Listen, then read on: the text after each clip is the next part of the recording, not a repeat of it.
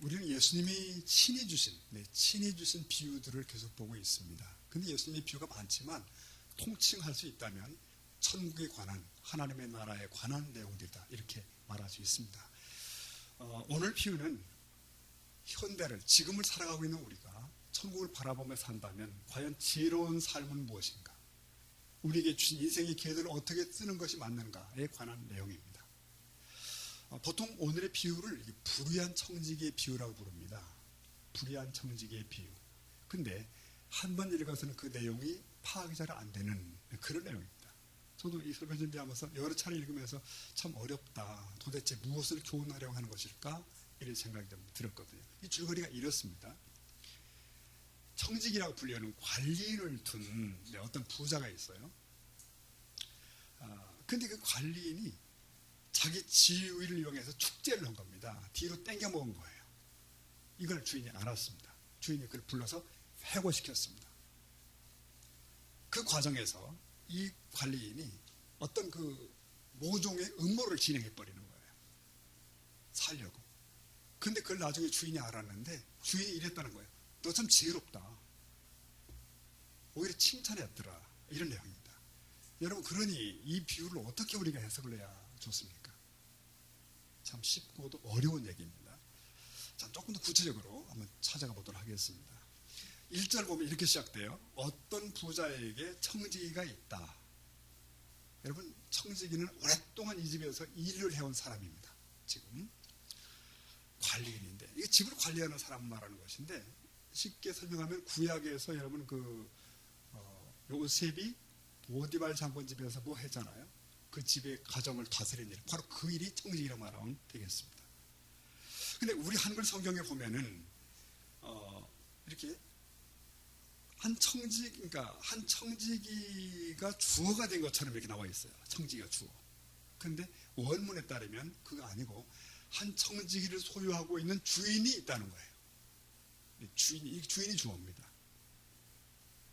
따라서 부자가 이 주인이 청지기를 소유하고 있는 것이기 때문에 청지기는 여차하면 해고될 수 있는 입장이라는 것입니다. 언제라도.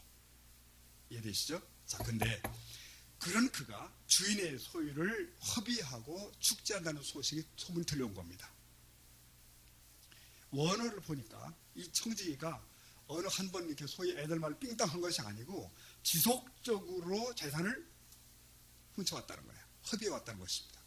지속적으로. 아니, 청지기가 왜 존재하는가? 주인의 재산을 규모 있게 관리하도록, 증식하도록 이렇게 있는 것인데 오히려 허비하는 쪽으로 일을 한 겁니다.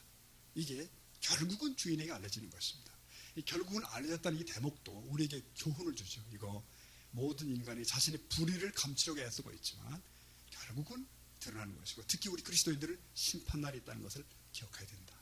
그 어떤 것도 숨김없이 모든 것이 선악간에 밝히 드러나는 것을 우리가 다시 확인하게 됩니다. 그러니 이제 주인의 조치를 보십시오, 여러분. 2절 보면은 이걸 다 믿고 맡긴 청지기가 자기 재산을 허비하고 탕진했다는 소식을 들은 주인이 단호하게 책망을 하죠. 이때 쓰신 말씀이 어찜이뇨. 어찜이뇨. 너는 내게 대해서 이렇게 행했다는데 어찜이뇨. 내가 너를 그렇게 믿었는데, 신뢰해왔는데 어찜이뇨. 여러분이 어찜이뇨는 이 말은 매 삶의 순간순간 하나님의 기대에 어긋나고 있는 우리 인생들에 대한 하나님의 그 탄식일 수도 있습니다. 너 어찜이뇨. 내가 너를 위해 내 독생자를 버리고 너를 살려서 내 자녀 삼았는데 어찜이뇨. 어떤 성경 해석자는 사무의 하나님의 탄식이라고 말했는데 무슨 뜻인가? 구약에서 하나님은, 성부 하나님께서는 선자를 이 땅에 보내시고 그 어리석은 백성들 향해서 어찜이뇨 계속 외치셨다는 거예요. 이 땅에서 성자 예수님은 어리석은 사람들을 만나면서 애통하는 심정으로 어찜이뇨 교훈을 가르치시고, 오늘 성령 하나님께서 우리 각자의 삶 속에, 심령 속에서 탄식하시는 음성으로 어찜이뇨 계속 그러신다는 거죠. 여러분, 급기야 마지막 심판날 주님의 보좌 앞에 서는 날 청지기로 부름받았던 우리들이 어찜이뇨 이런 말을 들으면 낭패겠죠. 근데 그러지 아니하도록 오늘을 다시 이 말씀을 들으며 다시금 신실한 청지기로 회복되는 이 아침이 될 수 있기를 주 이름으로 축원합니다. 어찌미뇨 이 말을 제가 설교 준비하며 깊이 생각해 봤어요. 이거 누구를 피해갈 수 있겠는가? 내가 어찌하여 어찌 미뇨 라는 말을 나는 피해갈 수 있겠는가? 너는 목사로 부름받아서 어찌 미뇨? 이렇게 말씀할 일이 있을 수 있지 않겠는가? 어쩌면 굉장히 심한 책망의 자리에 내가 서는 건 아닐까? 어찌 미뇨? 근자에 한 기도원에 잠시 갔다가 우연히 만난 권사님이 계신데 그분이 그런 얘기를 했더라고요. 자신은 매주 주 1회는 이 기도원에 오신다는 거예요. 뭐 자기도 손주들 학교 보내고 학원 보내고 분주하지만 딱 하여튼 한 주에 하루는 잡아서 오신다. 그러면 하신 말씀이 교회를 위해서 나라를 위해서 내가 할 수 있는 게 뭐가 있겠냐는 거예요. 기도뿐 아니겠냐고. 근데 그분 말씀하는 게 얼마나 겸손하시고 얼마나 진지하신지. 저는 그때 소원이 생겼어요. 우리 교회도 그보다 훌륭하신 권사님들이 많아지기를 축복합니다. 네, 그 정도가 아니고 그보다 훌륭하신. 여러분, 누구는 권사로, 누구는 집사로, 누구는 근데 장로로 다 이 부름을 받고 살아가요. 여기 청지기가 직분이듯이 우리는 다 직분자인 건 분명합니다. 세상 속에 존재하는 그리스도인도 직분이지만 또 주님의 공동체 안에서의 직분도 직분인데 주님 앞에 설 때 내가 어찌하여 혹은 내가 너에게 직분을 맡겼는데 어찌 미뇨? 라고 묻게 된다면 우리의 그날이 얼마나 슬프게 될까? 안타까울까? 저는 바라기를 우리 세상만 공동체의 모든 분들은 어찌 미뇨가 아니라 착하고 충성된 종이구나. 그런 음성을 듣는 날이 올 수 있기를 주의 이름으로 축원합니다. 2절 말씀 다시 한번 보시면 이렇게 되어 있습니다. 주인이 청지기를 불렀어요. 내가 내게 대해 들은 이 말이 어찌 됨이냐? 어찌 됨이냐? 내가 보던 일을 세마라. 자, 여기서 세마라는 것은 끝내자. 장부 정리해라. 이젠 더 이상 못한다. 그런 얘기입니다. 세마라 이 말은 반드시 심판날에 이루어질 그분의 온 인류의 재판장이신 그분의 마지막의 말씀이에요. 우리 모두는 아마 인생 대차대조표를 제출을 아마 해야 될 겁니다. 우리 삶의 모든 기회들에 대해서 그것이 무엇이든 간에 재능이든 능력이든 채물이든 시간이든 주인은 이 청지기의 직무 탐안에 대해서 단호한 해고 조치를 내립니다. 그런 권리가 있으시거든요. 청지기는 그의 소속이에요. 그러면 오늘 우리가 함께 주목할 대목은 이 대목이에요. 이에 대한 청지기의 반응은 무엇이냐는 것입니다. 그 어떻게 이 문제를 처리하는가? 3절 청지기가 속으로 이르되 다시 읽어볼까요? 시작. 주인이 내 직분을 빼앗으니 내가 무엇을 할까? 땅을 파자니 힘이 없고 빌어먹자니. 네, 무슨 말인지 잘 아시겠죠? 주인이 명령이 떨어지기마자 그는 바로 마음속으로 속으로 이르되 직분을 뺏겼다. 나는 어찌할꼬? 지체 없이 자신의 현재와 앞날을 궁리하기 시작합니다. 이 부분을 볼 때 자신의 범죄 사실이 드러났을 때 변명을 드러놓았던 우리 할아버지 아담, 네, 이분이나 또는 그 다음에 동생을 쳐 죽이고 또 너 왜 그러니 했더니 제가 들판에 형을 동생 지키는 잡니까 이렇게 궁시렁거렸던 또 그 가인과 다르죠. 이 사람은 바로 접수합니다. 이 위기의 순간을 바로 인정하고 그 다음 단계로 들어가는 그의 모습을 눈여겨볼 대목입니다. 이 사람 말하기를 내가 무엇을 할꼬? 내가 무엇을 할까? 이 사람은 해고당한 후에 그 다음을 대비해서 현재 무엇을 할까를 놓고 집중적으로 고민합니다. 그 중얼거리는 얘기. 땅을 파자니 힘이 없고 빌어먹자니 부끄럽고 나는 갈 곳이 없고 사면초가의 사람이라는 거예요. 우리가 살다가 사면초가를 만날 때가 많은데 때때로 이런 경우가 정말 사면초가죠. 느닷없이 실직이죠. 자, 여기서 이 사람이 내놓은 그 절박한 우익에서 내놓은 그의 지혜라고 할까요?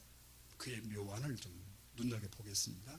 16장 4절 내가 할 일을 알았도다. 네, 손뼉을 딱 친 것 같아요. 알았다. 이거. 내가 무엇을 할지 이미 결심했다는 거예요. 이 사람은 위기 상황 속에서 살 길을 착상해내는 그런 사람입니다. 그리고 행동으로 옮기는 사람이에요. 이 청지기가 얼마나 민첩하고 결단력 있게 행동하는지도 보셔야 됩니다. 내가 이렇게 하면 내가 실직한 후에 저 사람들이 다른 누군가 나를 영접할 거야. 이렇게 하면. 그래서 이 사람은 자기가 시도할 일에 어떤 정확한 현재와 결과까지 도출해냅니다. 주도 면밀하죠. 이 4절을 눈여겨보면은 여기서 이 청지기 자신을 먹여 살리는 것이 지금까지는 주인이었지만 앞으로는 저들로 전환되는 걸 보게 됩니다. 어떻게 하는 거죠? 그 다음 내용이 바로 그 내용입니다. 그 행동이 5절, 6절, 7절이 바로 그의 행동입니다. 이 사람이 한 일이 보세요. 주인에게 빚진 자들을 일일이 다 부르는 거죠. 예컨대 먼저 온 자에게 이르되 내가 나의 주인에게 얼마나 빚졌나? 이 사람 말하기를 올리브 기름 100마리입니다. 그래? 내 증서를 내놓을 테니까 바로 정리해서 50이라고 하고 너도 사인해. 끝. 또 다른 사람에게 이르되 넌 얼마나 빚졌는가 우리 주인에게. 밀 100석입니다. 그래? 여기 증서가 있어. 80이라 써. 내가 사인하면 돼. 원래 그 청지기가 그런 권리가 있습니다. 이렇게 된 거예요. 그러니까 빚진 자들 일일이 불러다가 예컨대 장부 변조를 한 거예요. 지금. 그러니까 이 사람은 주인에게 엄청난 재산적 손해를 입히고 있는 겁니다. 왜? 해고된 이후 자신의 앞날을 돌보아줄 사람을 얻기 위해서예요. 사람들을 얻기 위해서. 여기서는 지금 두 사람만 나오죠. 채무자 두 사람만 나오지만 이건 실예에 속합니다. 실예. 실제로 수많은 채무자들이 왔고 빚을 줄여받게 됩니다. 여러분 여기서 이 청지기가 이 급한 상황 속에서 얼마나 일처리를 치밀하게 하고 있는가를 보셔야 됩니다. 특히 빨리라는 말도 나와요.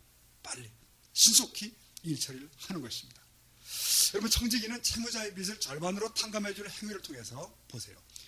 주인에게 빚을 지고 있었던 사람들을 자신에게 빚을 진 사람으로 바꾸는 것입니다. 무슨 빚? 마음의 빚. 사랑의 빚. 그런 거죠.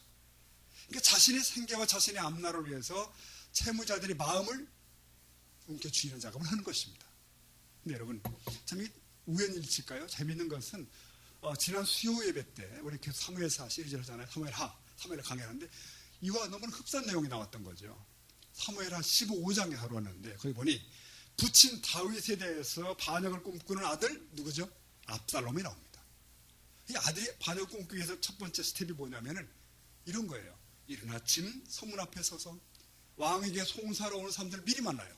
그래가지고 그들의 손을 잡고 입을 맞추고 내가 당신의 사정을 다 한다. 내가 해결해 준다. 내가 공의롭게 정의롭게 해결할 것이다. 왕은 그거 못한다. 안 한다 지금. 이렇게 됐다는 거예요. 여러분 그렇게 한 이유가 뭡니까? 거기 15장 6절 보니까 이렇게 나옵니다. 이스라엘 무리 중에 왕께 재판하러 오는 자마다 압살롬 왕자의 행함이 이와 같아서 읽어보십시오. 이스라엘 사람의 마음을 압살롬이 훔치니라. 무엇을 훔치죠? 마음을 훔치는 거예요. 마음을. 여러분 사람의 마음을 훔친다는 것, 즉 환심을 산다는 것은 사실 사람을 기만하는 것일 수 있는데 정말로 그 사람을 생각해서 정말로 애정이 있어서가 아니고 그저 내 유익에 따라서 내 편 만들어 내가 활용하기 위해서 그렇게 하는 경우. 압살롬은요 4년을 그렇게 합니다. 4년을 눈이 오나 비가 오나. 그래서 완벽하게 백성들의 마음을 움켜쥐기 시작합니다. 여러분 압살롬의 동기가 좋았으면 얼마나 좋을까. 여러분 선을 베푸고 착한 일을 하는 것 같지만 의도가 중요합니다. 그래서 무엇을 하든지 왜 그것을 하느냐가 중요합니다. 즉 동기지요. 하나님은 그래서 늘 사람의 중심은 무엇이냐고 말씀하는데 중심에 무엇이 있죠? 속마음이 있습니다. 거기 뭐가 있죠? 숨은 동기가 있습니다. 압살롬의 동기가 선했으면 얼마나 그의 행위가 아름다울까요? 왕자로서 백성들을 돌보고. 여러분 사람이 살아가면 누구와 가까이 해도 그것이 계산에 따르게 되면 유익에 따른 것이 된다면 이용가치에 따르게 된다면 그 더 이상 진정한 관계는 아니겠죠. 압살롬은 백성들의 마음을 훔치기 위해 겸손했고 인정을 베풀었다. 여기 청지기도 어쩌면 같은 경우로 비슷합니다. 사람들의 마음을 얻기 시작하기 위해서 사실은 불의한 일을 저지릅니다. 장부를 변조하고 사람들의 마음을 훔쳐지고 자기에게 마음에 빚진 자를 만들어버리는 거죠. 이것을 9절 보면은 예수님께서 이렇게 말씀하셔요. 불의의 제물로, 불의의 제물로 친구를 사귀다. 이렇게 되어 있습니다. 그러면 예수님께서는 이 청지기 행위를 인정하는 것인가? 동의하는 것인가? 아닙니다. 본질적으로 인정하지 않습니다. 그를 불의한 청지기라고 불러요. 옳지 못한 청지기래요. 하지만 그 사람에게도 무엇이 배울 것이 있다는 말씀이에요. 그의 행위에서 얻을 교훈을 본문은 지목하는 것입니다. 제가 이 본문을 가만히 보면서 이런 장면이 떠오르더라고요. 이 청지기가 조용한 방에 그들을 부르는 거죠. 머리를 맞대고 소곤소곤하고 손을 꼭 잡고 끄덕거리고 같이 사인하고, 네, 아주 친밀한 공모, 긴밀한 관계. 이보다 친할 수가 있나요? 밖으로 새나갈 수 없는 거야. 너와 나의 관계가 있어. 그들의 일치, 이런 거. 그들이 얼마나 그 불의한 일을 도모하기 위해서 얼마나 긴밀하게 이 일을 모여서 하고 있나. 여러분, 성도 여러분, 오늘 우리가 놓치고 있는 것이 뭐라고 생각하십니까? 그런 장면 보면서 우리는 그 반대의 자리에 있는 거 아닐까? 오늘 우리가 신앙의 진보를 위해서 그렇게 긴밀하게 일치할 수 있을까? 우리 안에 친밀함을 도모하기 위해서 성도의 교제를 돈독하기 위해서 그렇게 가까이 할 수 있을까? 우리 성도들이 신앙에 이토록 머리를 맞대고 애를 쓴다면 얼마나 위대한 일이 벌어질까?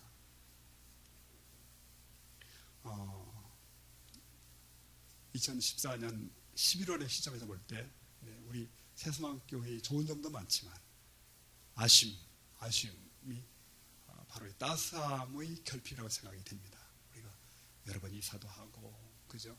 힘든 시간도 갖고, 더구나 이제 금년에는 다락방 모임 같은 것도 없고, 새해는 회복이 돼야 되겠지만, 어쨌든 여러 가지 관계로 이게 많이 좀 느슨해져 있고, 모래알 같고, 그런 느낌을 받을 때가 있습니다. 어떤 이는 그렇게 표현하더라고요. 아이고, 우리 교우들이 꼭 한국과 일본 같아. 얘기를 너무 극단적이죠? 멀리 할 수 없는 이유. 하나, 그렇게 가까이 하고 싶지 않아요. 이런 관계 아니냐고. 극단적인 표현입니다만은. 그래서 우리 맨 먼저 시작할 일은 사실은 서로를 반갑게 맞이하기가 필요합니다. 반갑게 맞이하기. 우리 한 주간 삭막하게 이렇게 살잖아요, 되게. 근데 교회 나와서 그래도 따스함이 느껴질 수 있지 않는가. 그래서 서로의 마음이 치유가 되는 거거든요. 세상이 너무 삭막하니까. 제가 해외에서 한인교회를 이렇게 섬기다 보니까 그러더라고요. 한 주간 내내 막 외국인들과 부대끼가 말도 안 통하죠. 문화도 다르죠. 먹는 음식까지 다르지. 정서가 다르죠. 그런 사람들과 살다가 주일날 교회 오면 만나는 거예요. 누구를? 코리안을 만나. 한국 사람들. 반갑죠. 얼굴 색깔 같지. 말도 통하지요. 김치도 같이 먹죠. 냄새 안 난다고 그러고 말이죠. 서로 간에. 긴밀함이 있죠. 거기. 그러니까 예배도 좋지만 하여튼 이 모임 자체가 그렇게 귀해요. 여러분 마찬가지로 생각합니다. 우리가 한 주간 내내 우리는 사실은 비신자들 하나님이 없는 영역에서 삽니다. 어쩌면 무신론적 사고가 팽배한 그 세상에 살아가요. 생각이 다르고 방향이 다릅니다. 그러다가 여기 나오십니다. 그럼 뭔가 긴밀함이 느껴질 수 있어야 되거든요. 동질감. 근데 어떤 분은 농담 이렇게 얘기하더라고요. 자기는 교회에 오면 이질감을 느끼고 밖에 나가면 동질감을 느낀다고. 그러니까 성도의 정체성이 헷갈리는 부분입니다. 이거는 잘 모르겠어요. 무언가인지 지금. 사랑하는 성도 여러분, 우리가 서로를 마음을 열고 대해야 될 줄 믿습니다. 반갑게 인사를 하십시오. 의도적으로. 반갑게 해야 돼요. 의도적으로 하는 겁니다. 여러분 하루 일 마치고 직장에서 힘들게 집에 들어갔는데 예컨대 가족들이 본척을 안 해. 아무도. 그럼 어떤 생각이 드실까요? 그런 경우는 집이 아니고 집구석이다. 그렇게 부르는 겁니다. 집구석. 교회에 왔는데 서로 곁눈질만 한다. 정상적 교회 아닙니다. 정상적 성도도 아닙니다. 네. 우리 이 험한 세상을 지나가고 있고 같은 믿음을 가지고 있는데 어려운 싸움을 싸우고 있잖아요. 우리가 최소한 전후의식이 필요합니다. 초대교회 성도들은요, 박해를 받았지 않습니까? 엄청난 박해를 받았어요. 그래서 성도들끼리 만나면 힘이 되고 모이면 힘이 되는 거예요. 마라나타. 자기들만 아는 은밀한 암호 인사도 했어요. 마라나타. 살짝 지나가면서. 개인적으로 몰라도 마라나타 하면 그가 내 가족, 혈통 더 친해요. 사랑하는 성도 여러분, 우리가 원수도 사랑해야 되겠지만 특히 우리 이제 우선 곁에 있는 성도들 피차 좀 챙겨주시고 피차 반갑게 맞이하는 훈련을 함께 하는 그 회복되는 금년 연말이 될 수 있기를 축복합니다. 네. 반드시 그렇게 하셔야 됩니다. 저 불의한 청지기와 채무자들은 비록 불의한 일을 하지만 머리를 맞대고 하나됨 속에서 예술을 진행합니다. 긴밀하게 자신의 목적을 만들어갑니다. 우리는 선한 일을 위해서 머리를 맞댈 필요가 있습니다. 자, 주인이 근데 이 사실을 알았어요. 다 알았습니다. 뭔 짓을 했는지는 아는 거예요. 이때 주인의 반응을 보십니다. 16장 8절. 주인이 이 옳지 않은 청지기가 불의한 청지기가 이 일을 어떻게 해요? 지혜 있게 했으므로 칭찬했다는 것입니다. 네. 놀랍지 않습니까, 여러분? 주인이 일단 자기 재산의 손실이 떠오르야 되는데 먼저 참 이 청지기를 바라보면서 그 녀석 참 그 지혜롭네. 그 생각이 들었다는 거예요. 보통 분은 아니죠. 감옥에 집어넣은 것도 아니고 참 나름 분별 있게 미래를 준비하는구나. 여러분, 주인이 칭찬한 것은 청지기의 도덕적 부분이 아닙니다. 앞날을 대비하고 지혜롭게 처신하고 있는 행위를 지목한 것이에요. 우리는 이 본 단락의 의미를 곡해하면 안 됩니다. 마치 뇌물이 사람을 형통케 한다든지 거짓 작당하는 것이 옳은 거야, 그거 아닙니다. 어떤 교훈이 우리에게 주어지는 것인가? 여러분, 우리 그리스도인이 누굽니까? 어떤 사람입니까? 하나님의 나라를 기업으로 받은 하나님의 자녀인데 이 땅에서 하나님이 주신 것들을 잘 관리하는 청지기잖아요, 똑같이. 그러므로 이 땅에서의 삶은 마땅히 하나님의 영광을 위한, 즉 주인의 영광을 위한, 주인의 유익을 위한, 그리고 미래 그 나라를 예배하는 지혜로운 삶이 되어야 하는 것입니다. 그래요. 이 비유에서 초점이 되고 있는 물질도 그 자체가 목적이 아니고 하나님 나라를 준비하기 위한 수단으로 잘 사용할 것을 계속 말씀하고 있어요. 그렇다면 지혜롭게 사용한다는 것에 무엇을 뜻하는 것일까? 지혜롭게 쓴다는 게 뭘까? 우선 우리는 자신의 정체성을 정확히 파악할 필요가 있습니다. 이 청지기가 한순간 청지기의 자리를 놓친 것 같아요. 자기가 무엇 때문에 존재하는지. 우리가 하나님 앞에 청지기임을 반드시 기억하셔야 됩니다. 그리고 셈해야 될 날이 오음을 기억하셔야 돼요. 셈해야 된다.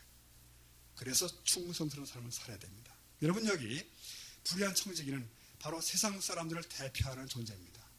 그래서 여기 이 세대의 아들들이라고 표현이 나오죠, 뒤에. 이 세대의 아들들이 대표격이 불의한 청지기예요. 근데 이 사람이 자신의 앞날을 위해서 지혜롭게 재물들을 활용했다, 그런 얘기죠. 그런데도 보십시오. 하나님의 나라를 유업으로 받은 하나님의 백성들은 영원한 처소를 준비하는 일에 뜻밖에도 무지합니다. 그리고 대충입니다. 집요하지 않습니다. 이걸 예수님은 오늘 본문에서 비유해서 지적하는 것입니다. 여러분, 이 땅에서의 삶을 풍요롭게 하는 것 외에는 관심이 없는 세상의 청지기들, 예컨대 비신자들인데요, 그들도 이렇게 교활할 정도로 민첩하게 미래를 대처한다면 하물며 영원한 나라를 바라보며 사는 하나님의 청지기들은 어떻게 살아야 되느냐는 거예요. 어떤 자세를 가져야 되는가? 오늘 16장 9절에서 눈여겨볼 대목이 있습니다. 미래를 준비하는 삶 중 하나의 방법일 수 있는 것인데 9절 보십시오. 이렇게 되어 있습니다. 내가 너에게 말하노니 보세요. 불의의 제물로 친구를 사귀라, 이런 말씀 나오죠. 그리하면 어떻게 되나요? 읽어봅시다. 시작. 그 재물이 없어질 때에 그들이 너희를 영주할 처소로 영접할 거예요. 자, 이 부분은, 이 구절의 포인트는 친구를 사귀라, 친구를 사귀는 행위예요. 여러분, 재물을 가지고 친구를 사귈 수 있잖아요. 세상 사람들 밥도 사주고 같이 뭣도 하고 이렇게 합니다. 근데 그리스도인들이 진정한 의미의 친구 사귀는 건 뭘까? 물론 커피 마시고 그것도 포함됩니다만 진정한 의미는 뭘까? 어떤 성경학자는 이렇게 표현했습니다. 우리가 그 불의의 재물, 이 참 별거 아닌 재물로 친구를 사귀는 방법이 무엇이냐, 그리고 우리를 영주할 처소로 영접한다는 것이 무슨 뜻이냐라고 물을 때 이렇게 표현했어요. 가난한 자들 또는 동료 신자들에 대한 구제라고 볼 수 있다. 즉 세상의 재물을 남을 구제하는 일에 쓰라는 것이다 라고 표현했습니다. 네. 물론 이 청지기가 빚진 자들을 구제하고자 하는 선한 동기에서 선심을 베푼 건 아니에요. 하지만 결국 빚진 자들을 돕는 결과를 낳았죠. 따라서 이 비유의 이면에는 세상의 사람들도 자신의 앞날을 위해 재물을 선한 일에 사용한다. 하물며 빛의 자녀들은 무엇을 하고 있느냐 라는 책망이 있다는 것이에요. 여러분, 성도가, 우리 그리스도인이 진정한 의미의 재물로 친구를 사귄다는 건 뭘까? 그것은 우리에게 주어진 재물의 기회를 활용해서 사람을 살리고 선교를 하고 구제를 할 수 있다면, 뭔가 선한 일을 할 수 있다면 바로 그것이 아닐까? 그러면 어떤 일이 벌어질까? 그들이 너희를 영주할 처소로 영접할 것이다. 이건 무슨 말인가? 이 경우에 그들은 누구냐? 어떤 해석자는 천사라고까지 표현했습니다. 우리 이 땅을 살며 이 물질을 통해 선한 일을 막 할 때 천사들을 동역하는 것 같은 거라는 거, 함께 막 하다 보면 나중에 얼마나 친밀해져요. 나 천국문 앞에 서게 될 때 그 천사들이 자네가 왔구만, 이렇게 말하지 않겠냐, 그런 표현이에요. 뿐만 아니라 우리 이렇게 생각할 수 있습니다. 또한 내가 구제한 이들, 혹은 예컨대 내가 선교비를 투자해 살린 그들이 영원의 문턱에서 나를 알아보고 영접할 수 있다, 그런 내용이죠. 이것이 진정한 영원한 친구를 사귀는 비결일 수 있다는 거예요. 그렇다면 우리 모두는 그날에 우리를 반갑게 맞이하는 그분 앞에서 우리 혼자 썰렁하게 들어가는 게 아니고 반갑게 알아보고 맞이하는 이들을 많이 준비하는 그런 삶을 사는 지혜자가 될 수 있기를 축복합니다. 자, 오늘 이 말씀이 이 청지기 비유 말씀은 전체 구조가요. 앞부분은 비유 자체이고 뒷부분은 바로 그렇게 이제 올바른 물질관의 교훈으로 묶어집니다. 그게 바로 10절, 11절, 12절 쭉 이어지는 부분으로 매듭이 되는데 이제부터 뒷부분을 보고 매듭을 하십니다. 10절 보면은 이렇게 되어 있죠.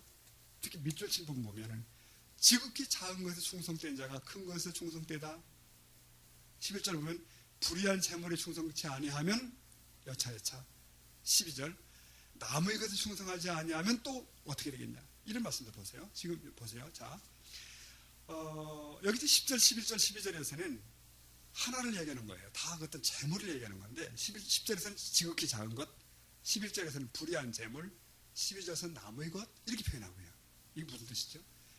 작은 것이라는 얘기는 우리 현실 속에 생계를 위해서 쓰는 어떤 그런 것들인데 영혼에 비하면 뭐죠? 작다 이거예요.